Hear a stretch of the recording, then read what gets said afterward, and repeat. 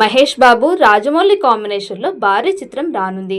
గత కొద్ది రోజులుగా సినిమా షూటింగ్ జరుగుతున్న సంగతి తెలిసిందే. ఈ చిత్రంలోని ఒక కీలకమైన పాత్రలో మలయాళం స్టార్ హీరో పృథ్వీరాజ్ సుకుమారన్ నటిస్తున్నారు. ఇప్పటికే షూటింగ్లో పాల్గొన్న పృథ్వీరాజ్ మూవీ గురించి ఆసక్తికర వ్యాఖ్యలు చేశాడు. మహేష్ రాజమౌళి చిత్రంలో తాను ఒక ఏడాదికి పైగా కొనసాగుతున్నట్లు ప్రకటించడం జరిగింది. ప్రీ ప్రొడక్షన్ పనుల నుంచి తాను భాగమయ్యానని, అయితే కొన్ని నిబంధనల వల్ల ఈ చిత్రానికి సంబంధించి ఎటువంటి విషయం కూడా బయట చెప్పలేదని తెలియజేశారు.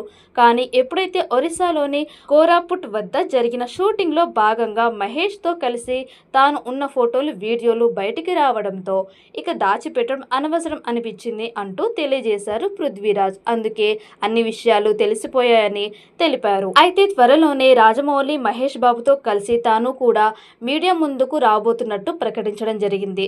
ప్రస్తుతానికైతే షూటింగ్ జరుగుతోందని, అలాగే హీరోయిన్గా ప్రియాంక చోప్రా కూడా ఈ చిత్రంలో భాగమైందని తెలియజేశారు. మొత్తానికి ఎస్ఎస్ఎంబి 29 సినిమాకి సంబంధించి ఫ్యాన్స్కి కిక్కెక్కించే న్యూస్ అయితే తెలియజేశారు పృథ్వీరాజ్ సుకుమారం.